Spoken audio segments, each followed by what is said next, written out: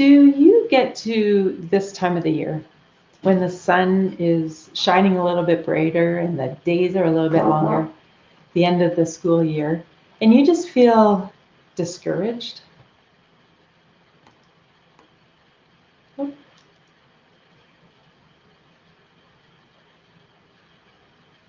Having a little trouble with one of my Facebook lives there on the Facebook. I'll get that fixed. But anyway, do you get to the end of the year and you just like look back on the year and you just feel a little bit discouraged with how much has been accomplished, or maybe how much hasn't been accomplished in your children's education, and you're wondering what went wrong?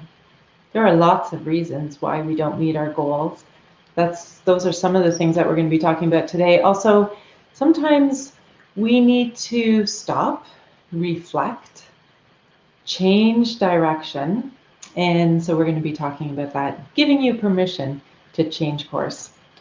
You're going to enjoy today's conversation. I'm talking about end of year reflection, what to do when things aren't working. And I'm Diana Rolston. Welcome to Spark Homeschool Parent.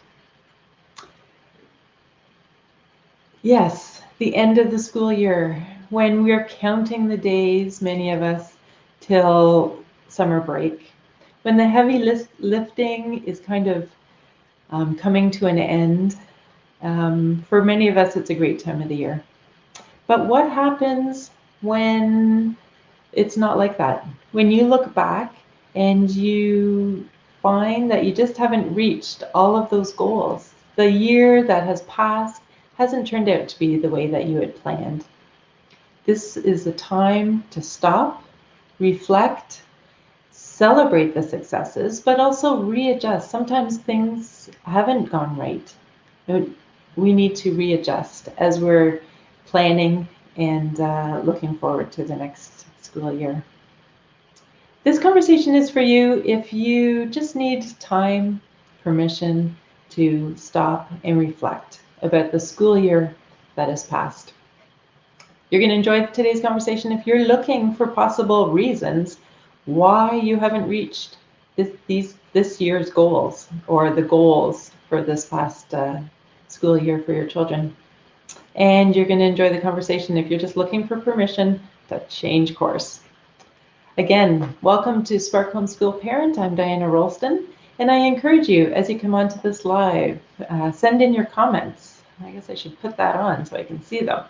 Send in your comments and engage with the conversation. But also, I know that hundreds of you listen to the replay, so I also encourage you to send in the comments, questions as you're watching the replay, and engage in the conversation. I've had lots of people also message me. That's a good way to get a hold of me also, whatever works best. I have 3 boys who have graduated from homeschooling now. They graduated in 2018, so it's been a few years now. But I remember getting to the end of the year, and often I would wonder, what have we done? What did we do these last 10 months? These last 10 months, that seems like a long time. But many times I couldn't remember all the great things that we had done. Is that what's happening to you too? You get to this point and you think, wow, we did a lot of stuff. What was it? We can't see the results, and maybe we can't remember them. I actually was just reading something that I want to share with you, just to explain this a little bit more, help us realize that it's not uncommon that we don't remember what's been transpiring over the last few months. I bet that if you ask anybody where they were and the situation associated with where they were on Wednesday, March the 11th, 2020, they'd be able to answer without hesitation. They'd be able to recall the specific details about that day, maybe the details leading up to that day. For me, I was in the Grand Canyon on March the 9th I had this, one of my bucket list experiences with my husband and some other friends. We climbed down to the Colorado River and back up on the same day. It was just a beautiful experience. So we were on holidays, so I actually didn't hear news on March the 11th, but on March 10th, I remember the restaurant I was sitting in Flagstaff, the screen I was watching. I remember, the smells and the sounds of the restaurant, so many details about that time. And I was watching on the screen when they announced that the NBA was canceled.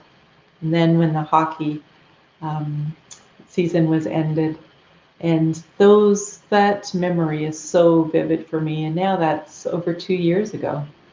And then from there, we went down, visited my parents in Scottsdale, and then our flight home was a few days later. And as you can imagine, leaving the United States, coming back into Canada, and all the emotions that came with that. And then I had a son who was whitewater paddling in Ecuador, and huge emotions over those next days and weeks following March 11th. Those are all vivid memories. But ask me what I did in the last school year. I have a hard time putting those into words and actually like remembering a lot of details. But as I was saying, I was reading about this. So I want to just read this quote. This is from Science Daily, so very scientific. This remarkable ability to conjure up even the smallest details surrounding a tragic or traumatic event is directly related to the intensity of the event itself. In other words, the more emotionally disturbing the experience is to us, the more likely we are to commit it to memory. This is because memory and emotion are intricately linked in the human brain. So that explains a lot, because many of us are hard-pressed to remember the day-to-day details that don't come with a lot of emotion. So at the end of the school year, I imagine that a lot of you are similar to me. I think back at what has gone on, and the things that come to mind are the arguing and the complaining, the tears in the early years of educating at home. But it was very difficult to remember the day-to-day accomplishments, the day-to-day successes, the small things that built on top of each other to get to where we were. Those were the things that were hard to remember, difficult to remember. I had a great conversation with a good friend, Rachel Halderson, on one of the Facebook Lives. If you want to go back to January 2021, that's when, so reflection is where we are now, and that's the R in Spark. And we did reflection also in January. And that's the Facebook Live number 12. Maybe you want to take a look at that. Rachel was sharing with us just a fantastic example of something that she did every year in her time of reflection of the year that had passed. She put together a scrapbook. She's a great friend, and just that just gives you an idea of how organized and fantastic she is. But she would take pictures of her day-to-day environment of her children, just sitting at the desks, lying on their bed, reading their book, whatever it was, just to help remember those things. And taking pictures, absolutely, of all those great accomplishments. But also, one thing that I did, which I'm so thankful, I wrote them down, put them in the same place so I could find them all year after year. Wrote them down. I would write down the science fair topics, take a couple pictures of that, interesting side studies that we did that sometimes we forget about because it's just like part of the day. Wrote down fun activities that we did. Save some of those art projects that your children are working on, or take pictures of them. Take pictures, take pictures, take pictures. Rachel took pictures of so many things to create her scrapbook. And it was so encouraging. At the end of the year, she said, when she could see, these are the things that we accomplished. Such a great thing to do. I encourage you guys to do that as much as you can. But at the very least, take pictures and write it down, whether you put it into a scrapbook or not. That's a great addition. Many times when you get to the end of the year, how can we realize what we've accomplished, what our children have accomplished, if we haven't set goals for the year? Have you set goals for your children's education for the year? I feel like I harp on this a little bit, but I'm going to say it again because I really want to emphasize the importance of knowing why you homeschool. What is the big picture? When somebody asks you why you homeschool, it's very important to think about it, but also to write it down. Some of us who homeschool have very strong biblical convictions. Write them down. Some families that are homeschooling really believe in the wholeness, developing the whole person within our child. The academic, the spiritual, the social, the physical, and believe that we can do that better when we're at home compared to the emphasis on academics only at school. Some families that homeschool, really their why includes the bond, the special relationships that their children will have with each other and that they as parents will have with each one of their children. But maybe you have a child with a learning disability and your why right now is to bring that child home, focus, and help develop the weaknesses in their learning, which is a great why. Or maybe you have a child or children who are dealing with mental health issues and you just want to bring that child home and love on them. Those are all great whys, and you just need to be convicted of your why. And just like every person is unique, every family is unique, your why will be truly your own. You may find some similarities with others, but it really is something that you have to develop on your own. Step 2, from this big why do you homeschool, create annual goals every year. Your academic for each one of your children, and include them in this process. Their academic goals, their social goals, their physical goals, and their spiritual goals. Maybe you could think of others that you want to put in there also.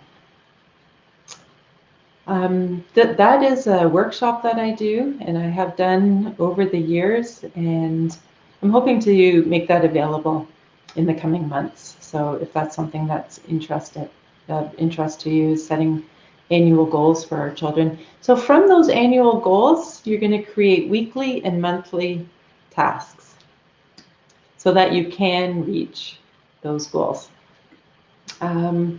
So for example, if your children or a child is home for 1 year and the plan is that they will re-enter into the next grade next year, the following year, then your goals, your tasks may include looking at the state and the provincial curriculum. And though that is what you will hit in the school year. Maybe you have a physical goal, or your children have physical goals of daily physical activity. Okay, daily physical activity. So that is every day that needs to be in your schedule, or 150 minutes a week, I think is recommended, or whatever it is, whatever your family target is. But those are tasks that need to be scheduled every day, or at least the week. 1 year, my children had spiritual goals of reading through the New Testament. Now, that's not something that could be done when you get to the end of the year and it's like, they haven't done that. Get to it and get it finished. It's not something that can be done like that. Something that needs to be scheduled into your week, and into the months of the school year. If you have academic goals of like really solidifying those math facts, maybe you do 10 minutes a day. There are so many goals, but that kind of gives you an idea of when you set the annual goal, setting the tasks for the weeks and the month and scheduling those. Because without setting goals, it's difficult to know how you've moved forward and what you're working towards. So important. You may find that now you're at the end of the year, you've set your goals, you're reflecting back, and you realize that you haven't hit some or many of your goals. I put together 6 reasons for not reaching your annual goals. I'll just put this up here. So number 1, maybe you lack focus and clarity. Again, when we write down our goals, it really helps us to become focused and just makes those goals clear. Writing them down and revisiting them. Number 2, maybe you're just listening to the wrong voices. You will have people in your life, friends and good friends and family, who will question your choice to educate your children at home. Again, I had a great conversation with Tara Hills. That's episode 29, How to Continue Homeschooling When You Don't Have the Support of Family. It's something that you will all encounter, so it's a great Facebook Live, great video to watch. But really what we concluded was to trust yourself, to revisit your why of educating your children at home, and also becoming part of a community of like-minded families that educate their children at home. Surround yourself with those that support you, who are like-minded. When I'm saying listening to the wrong voices, I'm also saying don't compare. You may look at your friends' children, you may look at the provincial or state curriculum and find that you didn't stack up to that, you didn't meet those goals. But don't compare yourself to that. If those aren't your goals, don't compare. It's so dangerous to do that. Don't compare. The third reason you may not have reached your goals for this year is you expect too much too soon. We want things to happen quickly. I ordered a book online in the morning. I get it delivered by the end of the day. Amazing. But anything worthwhile takes time and effort. So when you're thinking of these goals that you're setting, think long term. Expect some good days, but you will also have some bad days. Things don't change overnight. Okay, I sound like a mother when I say that. We need to expect things to take a long time. And number 4, you relax too early. Sorry to say that, but yes, we do need down days. Days to go out, days to enjoy the sunshine, days in the middle of the winter to go have a snowball fight, whatever it is. But educating our children at home is long, sustained effort. And that's how we will reach our goals. Plodding along day after day, not expecting too much too soon, and not relaxing too early. You may not have reached your education goals or your children's education goals because you're burning yourself out. This is a topic worth a whole episode or more. A moderate, sustained effort is better than an intense burst that leaves you exhausted. A moderate, sustained effort. is better than an intense burst that leaves you exhausted. Sometimes we may find a couple months before the end of the school year, we haven't quite reached our goals, so we're all in and working hard, exhausting ourselves. Or maybe that's how you start your school year. I definitely was guilty of that, and I know some others are also. So pace yourself. Pacing yourself is crucial to achieving your goals. Like I said, that is probably worthy of a whole episode. Maybe you are burning yourself out. Use this time to reflect and consider that pacing yourself is crucial to achieving your goals. And maybe your goals aren't realistic. Maybe the maturity level of your children just isn't there yet. Maybe we're expecting a little bit too much from them. Maybe they just don't see how whatever it is you're teaching has any relevance to their life. So they have no interest in it. And that's why they're not getting through the material and not reaching those goals at the end. Again, don't compare. Maybe the goals that we set for one of our children they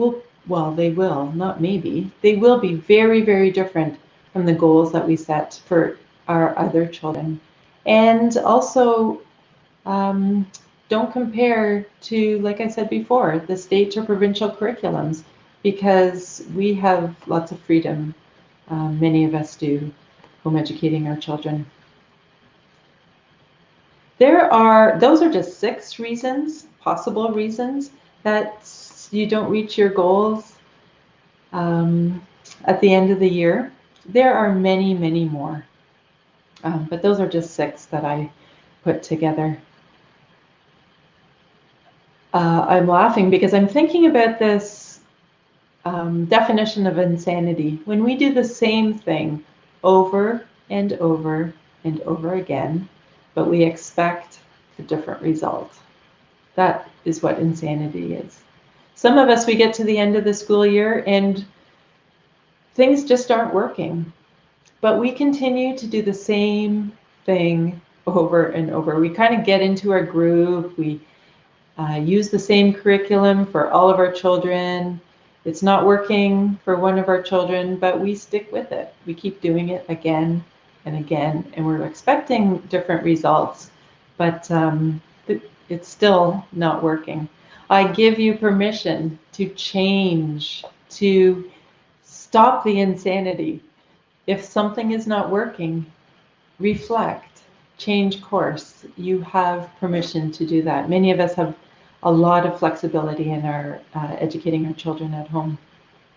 Maybe the curriculum is not the right one for our children. Like I said, maybe it's not of interest to them. Maybe it's not of interest to you, so you don't have the enthusiasm that is necessary, and that rubs off on your children too. Take a look and see why things aren't working. Also reflect on maybe your education philosophy. Do you believe that every child needs to learn a certain things before they graduate from education? Or do you believe maybe on the spectrum, farther on the other side, that you're just going to wait until your child's interest bubbles and then just delve right into those interests? Maybe you have to just reassess and find yourself somewhere in the middle, taking aspects of a number of different philosophies, but coming up with your own. But now is a fantastic time to take a look at that and make the changes that you need. When I first brought my children home and we first started doing education at home, I had my children, this is when I say we homeschooled, because we absolutely schooled at home. My children were sitting at their desks, they had their pencil, their paper, and things just weren't working. But the insanity continued for 2 or 3 years before I made the changes and moved those desks out of there and used the whole house, inside and outside, as our environment for learning. Maybe that's what you need, just to shake things up and expand your environment, make it a little bit more friendly for your children. Whatever it is, make the changes, stop the insanity. So I just want to recap. Are you feeling discouraged? Have you got to the end of your school year now, or it's coming up and you're looking back and you're discouraged and wondering what has been achieved? Remember that it's not always easy to remember the day-to-day things. So take pictures. Take pictures especially of those day-to-day things, and write accomplishments down, even if they seem small. Write those down, because those are the things that you're going to forget. Have you written down your why? Why you homeschool? Again, it's so important. And from that, creating your annual goals, your academic goals, your spiritual goals, physical goals, social goals for each one of your children. And each set of goals is going to be so different for each one of those children. And from those goals, creating the tasks, their weekly tasks and monthly tasks. And then assess. I gave you 6 reasons why maybe you haven't reached your goals this year. There are so many other reasons too, but that may be just getting you started. Use this time to reflect. Why haven't you reached those goals for the year? And for sure, you have permission to change course, stop the insanity, and do it quickly. I hope this has been helpful for you. I hope this is encouraging as you finish off your school year and look towards the exciting year ahead. And at Spark Homeschool Parent, I'm committed to providing an encouraging, non-judgmental community where we can share our fears and questions and doubts on this ever-changing journey of educating our children at home. This Facebook group, Spark Homeschool Parent, is just is part of the conversation. These Facebook Lives are also here. I encourage you to engage, and no doubt you are hopefully in a community of other like-minded families educating their children at home. I ask that you please bless them with sharing this community, this Facebook Live, the Facebook group, as an encouragement to them. And I'll be back again next Friday, and every Friday at 1 p.m. with another Facebook Live. And remember that as Spark Homeschool parents, you can be the spark that ignites your children's learning.